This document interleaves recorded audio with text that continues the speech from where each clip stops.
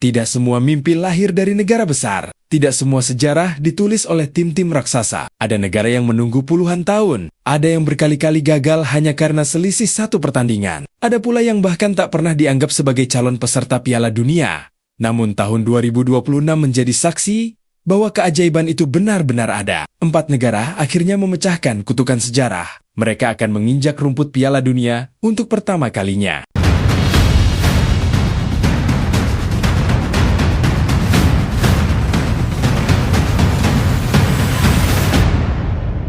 Piala Dunia selalu identik dengan negara-negara besar, seperti negara Brasil, Jerman, Argentina, Prancis, Italia, Spanyol, Inggris, dan negara-negara besar lainnya. Nama-nama negara itu hampir selalu hadir, menghiasi sejarah sepak bola dunia. Namun justru di balik gemerlap para raksasa itulah, selalu ada kisah yang jauh lebih menyentuh. Kisah tentang negara-negara kecil yang terus bermimpi. Negara yang bertahun-tahun hanya menjadi penonton. Negara yang setiap 4 tahun berharap selalu berujung dengan kekecewaan. Tetapi tahun 2026 ini berbeda. Untuk pertama kalinya dalam sejarah sepak bola, 4 negara baru berhasil membuka pintu menuju panggung sepak bola terbesar di dunia. Dan perjalanan mereka bukan sekadar soal menang dan kalah. Ini adalah kisah tentang keberanian untuk terus mencoba, meski dunia hampir menyerah kepada mereka. Setiap tiket menuju Piala Dunia memang memiliki ceritanya sendiri. Namun bagi 4 negara ini, tiket itu bukan sekadar selembar kepastian untuk bertanding. Tiket itu adalah simbol dari puluhan tahun perjuangan,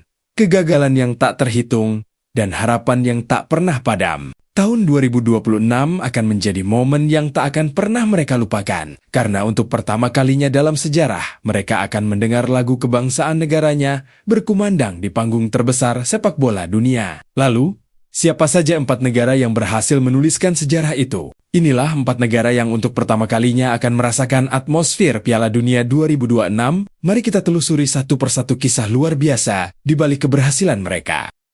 Uzbekistan. Penantian yang berakhir setelah puluhan tahun. Kalau ada negara yang paling pantas disebut hampir lolos selama 2 dekade terakhir, jawabannya adalah Uzbekistan. Berkali-kali mereka datang begitu dekat dengan Piala Dunia, dan pernah gagal hanya karena selisih gol.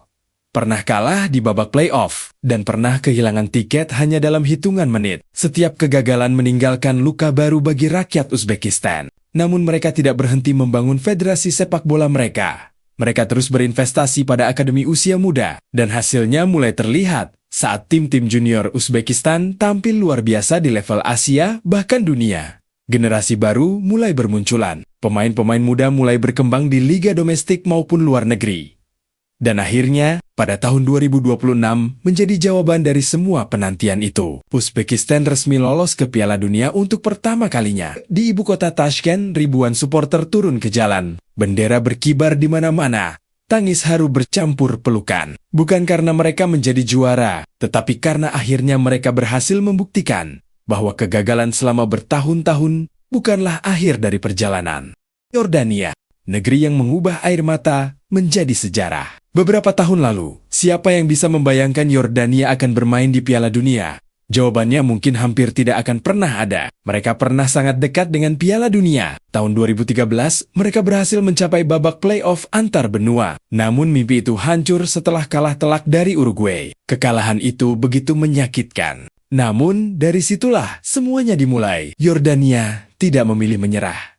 Mereka membangun kembali skuad timnas mereka, mengembangkan pemain-pemain muda, memberikan kesempatan kepada talenta-talenta lokal mereka, dan perlahan, kualitas mereka pun meningkat pesat. Puncaknya terjadi ketika mereka mengejutkan Asia dengan mencapai final Piala Asia 2023, sebuah pencapaian yang sebelumnya hampir mustahil dibayangkan. Meski gagal menjadi juara, kepercayaan diri mereka berubah total. Momentum itu terus berlanjut hingga akhirnya mereka memastikan tiket menuju Piala Dunia ke-2026. Saat peluit panjang berbunyi, banyak pemain langsung bersujud di lapangan. Bagi mereka, ini bukan hanya kemenangan. Ini adalah hadiah bagi seluruh rakyat Yordania yang telah menunggu begitu lama. Tanjung Verde, negara kecil yang membungkam keraguan. Bayangkan sebuah negara kepulauan kecil di Samudra Atlantik. Jumlah penduduknya bahkan tidak mencapai 1 juta jiwa. Namun negara inilah yang kini sudah tampil di Piala Dunia 2026. Tanjung Verde atau Cape Verde bukanlah nama yang sering dibicarakan dalam sepak bola dunia.